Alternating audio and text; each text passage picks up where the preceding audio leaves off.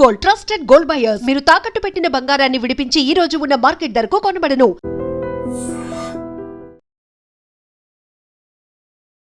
నమస్కారం, welcome to I dream. ధర్మ మార్గం విత్ విజిత కార్యక్రమానికి స్వాగతం.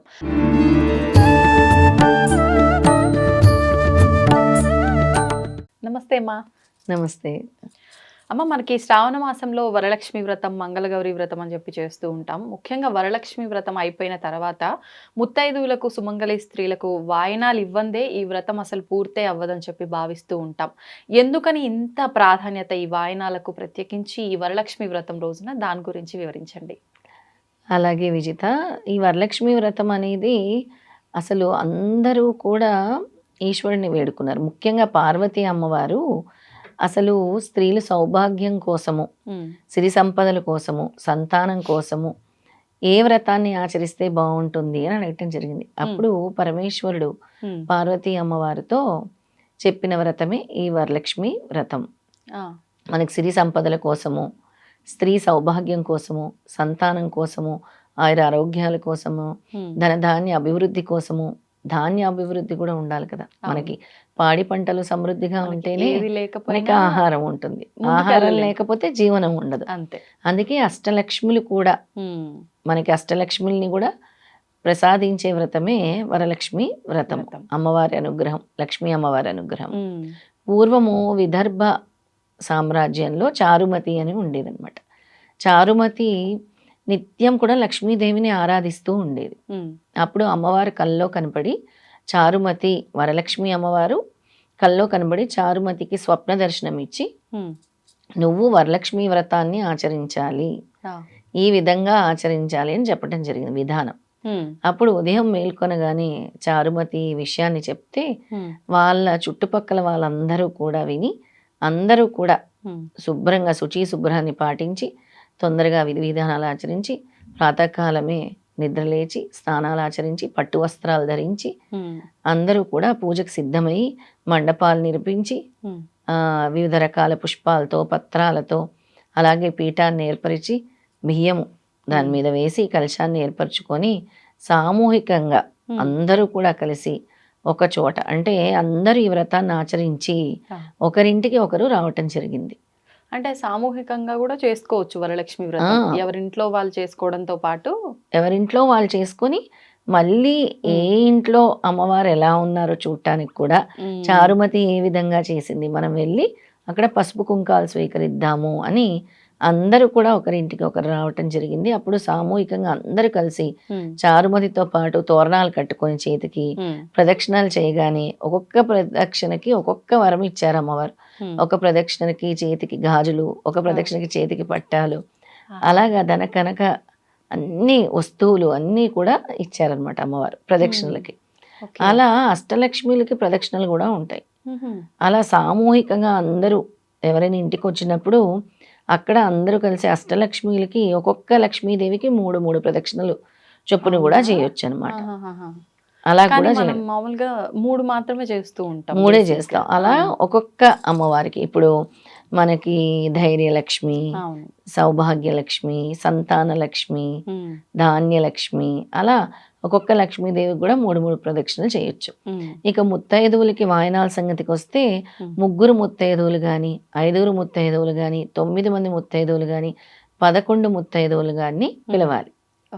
అంతకి వేరే సంఖ్య పిలవకూడదు. 4, 6 అలా పిలవకూడదు. 3, 5, 9, 11 వాళ్ళని పిలిచి చక్కగా మీరు ఒక ప్లేట్లో అన్నీ కూడా అరేంజ్ చేసుకొని, ఆకు, వక్క, తాంబూలము, అలాగే బ్లౌజ్ పీస్, జాకెట్ ముక్క, అలాగే పండ్లు, ఏవి సీజన్లో వచ్చే పండ్లు ఆ సీజన్లో వస్తాయి అవి, ఇంకా నైవేద్యాలు ఇవ్వాలనుకుంటే కూడా అలా పెట్టుకొని సిద్ధం చేసుకొని వచ్చిన తర్వాత, వచ్చింది అమ్మవారే అని భావించాలి. మీ ఇంటికి కూడా సౌభాగ్యం ఇవ్వటానికి అమ్మవారే మీ ఇంటికి వచ్చినట్టు భావించి, వాళ్ళు రాగానే పసుపు కుంకుమ ఇచ్చి, తడి పసుపు అంటే పసుపు ముద్దని ఇవ్వాలి మాంగళ్యం కోసం ఇచ్చి, తర్వాత కాళ్ళకి పసుపు రాసి వాళ్ళకి మళ్ళీ ఏదైతే మీరు తాంబూలం అందిద్దాం అనుకుంటున్నారో, వాయనం అందిద్దాం అనుకుంటున్నారో ఆ వాయనాన్ని నేను చెప్పే ఈ స్తోత్రం చెప్పుకుంటూ ఆ వాయనాన్ని అందించాలి.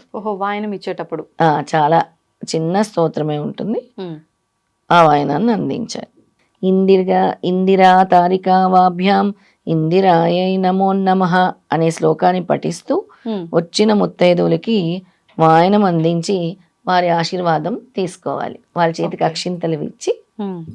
అక్షింతలు వేసుకొని దీవించమని చెప్పాలి. ఇప్పుడు ఈ ఇస్తున్నప్పుడు వాయనం ఇస్తున్నప్పుడమ్మా కొంతమంది ప్రెగ్నెంట్ లేడీస్ ఉంటారు, వాళ్ళకి వాయనం ఇవ్వచ్చా లేదా అని చెప్పి చాలా మందిలో సందేహం ఉంటుంది. ప్రెగ్నెంట్ లేడీస్కి వాయనం ఇవ్వచ్చా? తప్పులేదు, వాయనం ఇవ్వటంలో తప్పులేదు. ఉమ్, అలాగే చిన్నపిల్లలు వస్తారు ఒక్కోసారి, అవును. చిన్నపిల్లలకు కూడా ఇవ్వచ్చు. వాళ్ళ కాళ్ళకి నమస్కారం పెట్టకుండా ఉమ్. వాళ్ళ చేతి గాజులకి నమస్కారం పెట్టాలి. ఇప్పుడు ఒకవేళ అంటే చిన్నపిల్లలు కాబట్టి మనం కాళ్ళకి నమస్కరించకుండా అలా నమస్కరించాలి చేతులకి. ఒక్కోసారి మనము ఉమ్. బాల పూజ చేస్తాం, అప్పుడు అవును. అమ్మవారిగా భావించినప్పుడు కుమారి పూజ చేసినప్పుడు ఉమ్. కాళ్ళకి నమస్కరిస్తాం. ఇప్పుడు పెళ్ళైన వారే సుమంగళి స్త్రీలే మనకన్నా వయసు చిన్నవారైతే వాళ్ళ కాళ్ళకు పసుపు రాయడము, కాళ్ళకు నమస్కారం చేయడం చేయొచ్చా? చేయొచ్చు. మీకంటా చిన్నవారైతే కాళ్ళకి పసుపు రాయొచ్చు, ఉమ్. తప్పకుండా నమస్కరించకుండా గాజులకి నమస్కరించవచ్చు. చేతి గాజులు, కాళ్ళకి అవసరం లేదు, చేతులకు నమస్కరించొచ్చు. చేతి గాజులకు నమస్కరించవచ్చు. ఉమ్. అంటే చాలా మందిలో ఈ సందేహం ఉంటుంది, వయసులో నీకన్నా చిన్నది కదా, నువ్వు కాళ్ళకి పసుపు రాయడము, కాళ్ళకి నమస్కారం చేయకూడదు అని చెప్పి పెద్దవాళ్ళు చెప్తూ ఉంటారు. ఇప్పుడు చిన్న పెద్ద కాదు, ఇంటికి ఉమ్. వచ్చిన ఎవరైనా సరే మనం పసుపు రాయాలి, ఉమ్. వయసుతో సంబంధం లేకుండా. ఓకే. ఇక ఆశీర్వాదం తీసుకున్నప్పుడు చిన్న వాళ్ళకి ఉమ్. నమస్కరించకూడదు కాబట్టి వాళ్ళ చేతి గాజులకు నమస్కరిస్తే సరిపోతుంది. ఉమ్. అందులోనూ మనం అంటే వచ్చింది అమ్మవారు అనే భావనతోటే అదంతా చేస్తున్నాం కాబట్టి ఈ చిన్న పెద్ద తారతమ్యం లేకపోవడమే బెటర్. అవును, అందుకే అమ్మవారి స్వరూపాలుగా మీ ఇంటికి వాయనం స్వీకరించడానికి వచ్చారు, మిమ్మల్ని ఆశీర్వదించడానికి వచ్చారు, అమ్మవారే వచ్చింది సాక్షాత్తు అంతే. అని అనుకొని ఆ ఆశీర్వాదం తీసుకోవాలి. అందుకే మ్మ్. ఇచ్చినప్పుడు ఇస్తేనమ్మ వాయనం, పుచ్చుకుంటున్నమ్మ వాయనం అని కూడా అంటాం ఈ అవును. శ్లోకం పఠిస్తూ. ఉమ్. అలాగే అష్టలక్ష్మి స్తోత్రం పఠిస్తే అందరూ కలిసి వచ్చిన వాళ్ళందరూ వచ్చినప్పుడు ఒక్కొక్కరింట్లో ఒక్కొక్కటి, ఒకరింట్లో అష్టోత్తరం పఠించవచ్చు, ఒకరింట్లో లక్ష్మీ స్తోత్రం పఠించవచ్చు, ఒకరింట్లో లలిత చదువుతారు. అలా అవును. ఏ విధంగా అయితే ఆ విధంగా ఉమ్. అష్టలక్ష్మి స్తోత్రం ఉంటుంది.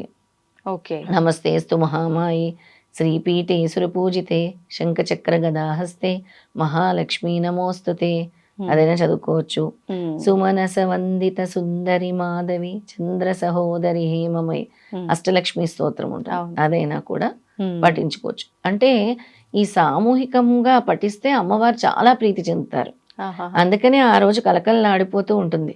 ప్రతి ఒక్కరిల్లు అందరూ అవును. కూడా వీధుల్లో కనబడుతూ ఉంటారు తాంబూలాలు అవును. తీసుకోవడానికి.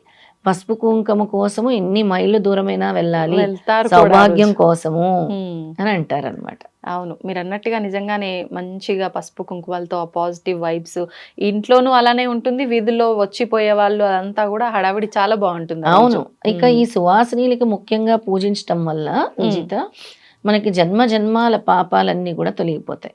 ఉమ్. సువాసినీలు సాక్షాత్తు అమ్మవారి స్వరూపాలుగా ఉమ్. పెద్ద ముత్తైదువులకి మనము ఆ. గనక పూజించి సువాసిని పూజ గనక చేస్తే ఉమ్. మనకి జన్మ జన్మాల దోషాలు తొలగిపోతాయి. ఓకే. అలాగే అఖండ సౌభాగ్య ప్రాప్తి కూడా కలుగుతుంది అనమాట. ఉమ్. అందుకే సువాసిని పూజ కూడా ఒక విశేషమైన పూజ మన సనాతన ధర్మంలో. ఉమ్. అంటే ఎక్కువ వయస్సు పెద్దవాళ్ళుగా ఉండి ముత్తైదోతనంతో ఉన్న వాళ్ళకి ఎక్కువగా మనం ఇవ్వగలిగితే వాళ్ళ ఆశీస్సులు బాగుంటాయి మన చాలా మీదనా? చాలా ఆహాహా. బాగుంటాయి అనమాట ఆశీస్సులు. ఓకే. ఓకే. అఖండ సౌభాగ్యవతి అని దీవిస్తారు కదా, ఉమ్. అందుకే. ఓకే, ధన్యవాదాలమ్మా. నమస్కారం. దీన్ని తవ్వండి, తవ్వుతూనే శివలింగం. పరమాత్మకు జీవా సరే దాన్ని అట్లా కప్పేసేయండి, చూపించదండి. Krishna is there. మూర్తి పూజ కాదు, సాక్షాత్ బ్రజేంద్ర నందన భగవాన్ ఉన్నారు మూర్తిలో. ఏమీ ఆశించకుండా ఆరాధించే వాళ్ళు కూడా ఉన్నారా ప్రభుజీ? నిజమైన భక్తి అంటే మనకు తెలియదు కాబట్టి